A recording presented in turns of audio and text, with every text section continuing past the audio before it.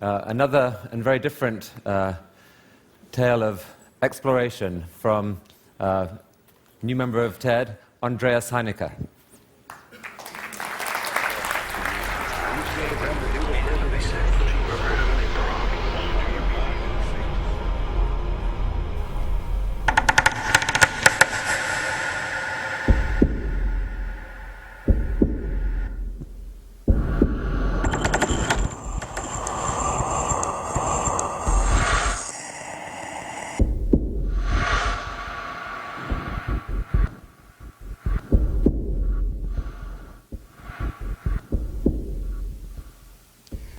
Well, hello. Well, this could be maybe the most shortest presentation at TED ever had, because in fact everything was presented in this short clip.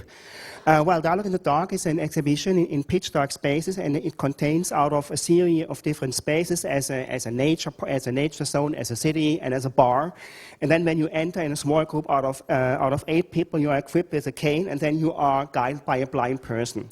And these people you see over there, they are blind colleagues from Mexico, and you can easily understand when you are in that dark room, suddenly you are blind and the blinds are sighted. So it's a reversal of our understanding of roles and our patterns. You can understand when you are in that room and suddenly you are relying on somebody and you are out of your comfort zone and you sneak in the other's shoes, that of course immediately you understand the need of cohesion, you need to understand the need of empathy, and you need the understanding of communication, and you understand perfectly what it means, I think, to listen more carefully. That means this shift of roles is a very, very fundamental and long-lasting experience, and that is what dialogue is about. Well, I'm now actually more than 20 years in the dark business, and well, there are all the time 2 questions which I'm confronted with. The first one is, well, how you can stay alive with such a product, and the second one is how you came up with the idea. Well, I think question number 1 is very easy, I think, to answer, because obviously I'm alive. And this is not for granted because, as you all know, life is one of the most dangerous ones. But okay, I think I'm a social entrepreneur, and thanks to the support by Bill Drayton from Ashoka, for instance, or Hilde and Klaus Schwab from the World Economic Forum, I could establish my enterprise, and so here I am. Secondly, how I came up with the idea. I think this is all the time a long story or a short story. I think by a 3-minute spot, I can easily tell you the long story. And it starts in 28. Both of my parents were born in 28, and my mother grew up in a Jewish environment, and my father appreciated all the Nazi education.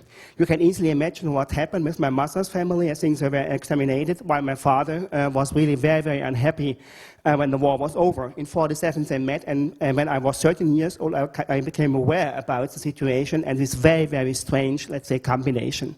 I tried to understand what leads people, I think, to exterminate, to exclude, and I think to judge the other. What brings people to that position that they think they have more value, and they can decide who is valuable and who has to die. And when I later on worked as a journalist, I came in contact with a blind person, and I was asked, I think, to make a work training for him. And when I first met him, I was in the same situation that I judged so quickly that I thought, okay, he must be despaired, he cannot enjoy, and he must be in a very, very horrifying situation. But in fact, when I met him, he opened my eyes, and so I understand how important it is, I think, to meet the other and to be more open for the other. And there's one important sentence made by Martin Buber, and he's a German Jewish philosopher, and he said, well, the only way to learn is by encounter. And this is my personal story, and I tried, I think, to explore it, and that's the dialogue what it's about. Thank you very much.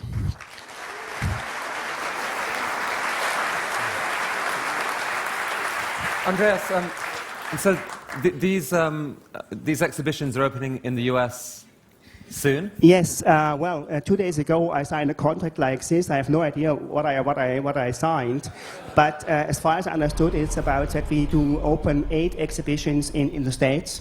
And after 13 years of stubbornness, endurance, ignorance, I don't know what, I think we finally come to the States. I'm very happy to see you there. Thank you. Fantastic. Fantastic idea.